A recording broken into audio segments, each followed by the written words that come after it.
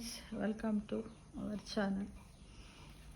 గుడ్డు లోపల తినరా మై మరచి, తినరా మై మరచి, తినరా మై మరచి, కలబందతో కలకండు, తినరా మై మరచి, కలబందతో కలకండు. కలబంద గురించి తెలుసుకుందాం. కలబంద గుజ్జు మిరియు లలరగ కాందంబు చేసి ఎతివేడుకతో, నిలనెవ్వరైనను గొనినను బలశూరుల బాపుననియే భావజహరి. విషగర్వాంగము అనే వైద్యశాస్త్రములో గురులింగదేవర కలబంద గుజ్జు కాషాయములో కొద్దిగా మిరియాల పొడి కలిపి తాగితే అనేక రకాల కడుపు నొప్పులు తగ్గుతాయన్నాడు. చాలామంది దృష్టిలో కలబంద కుండీలలో పెంచుకునే మొక్క, కొందరు తలకి పట్టించుకునే గుజ్జు మొక్క, వైద్యము తెలిసిన వారికి మందు మొక్క, మరికొందరికి గుమ్మాల కట్టుకునే దిష్టి మొక్క అనుకుంటారు. నలమహారాజు పాకదర్పణములో దీన్ని ఆహారానికి పనికొచ్చే మొక్కగా పేర్కొన్నాడు. చేదైన కలబంద గుజ్జుతో కమ్మని వంటకాలు చేసుకోవచ్చని కూడా చెప్పారు. దీన్ని అలోవెరా అంటే కలబంద అంటే అలో అంటే వృక్షవంశానికి చెందిన గుజ్జు కలిగిన మొక్క అని అర్థం.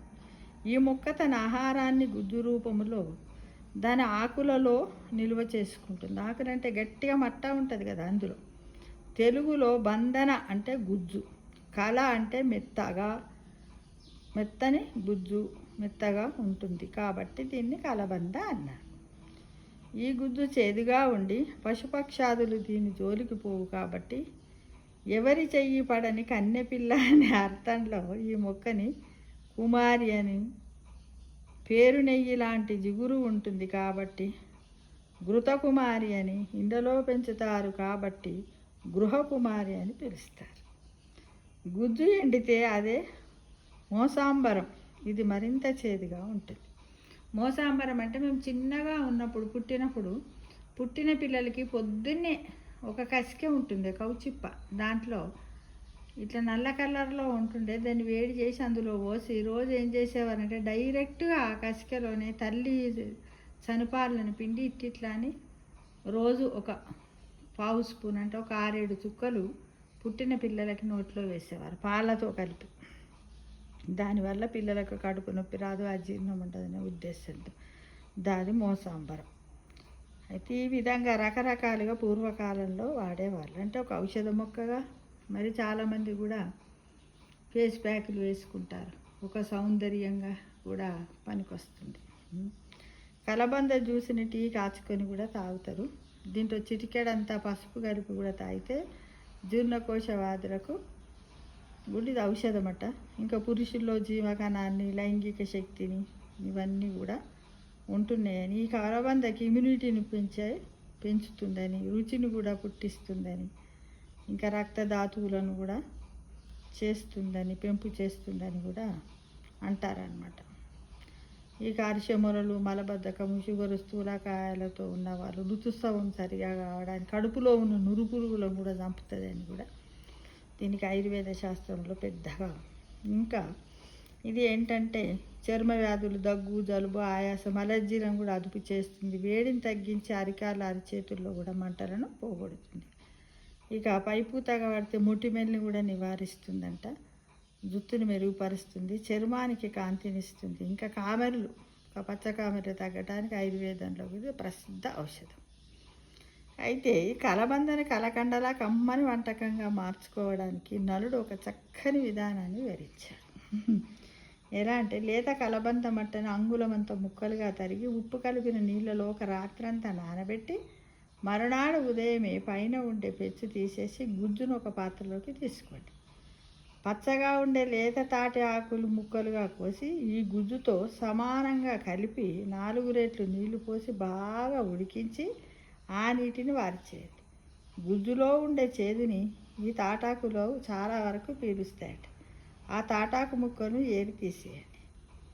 తాలింపు గుజ్జులు తాలింపు ఏంటంటే తాలింపు గింజలు నేతితో వేగించి అందులో ఈ గుజ్జుని అల్లం వెల్లుల్లి ముక్కని కలిపి తగినంత సైంధవరం వేసి తడి ఆరేదాకా వేగనిస్తే కమ్మని కలబంద కూర సిద్ధం.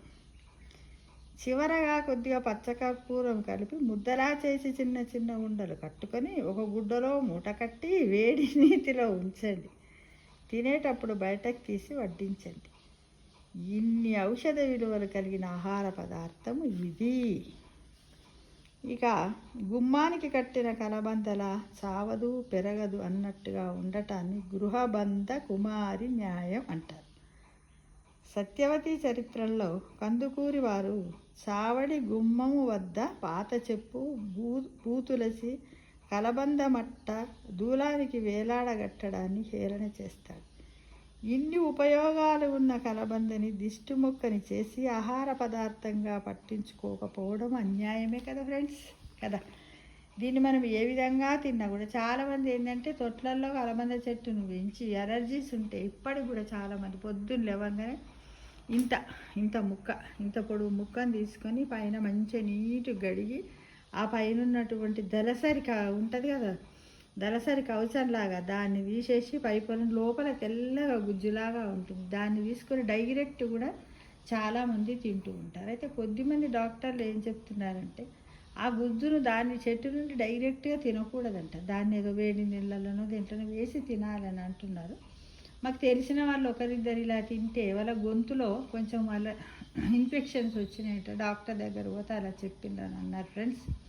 కాబట్టి డాక్టర్ సలహా మేర ఆయుర్వేదిక్ డాక్టర్ సలహా మేరనే ఇది వాడుకుంటే బాగుంటుందనే ఉద్దేశంతో ఇది గుడ్డుపుడు లోపల ఈ వారం గుడ్డుపుడు లోపల కలబందతో కలకండ అనే విషయం గురించి మనం తెలుసుకున్నాం ఫ్రెండ్స్. ఈ విధంగా ఇంకా ముందు చాలా తెలుసుకున్నామా మీరు.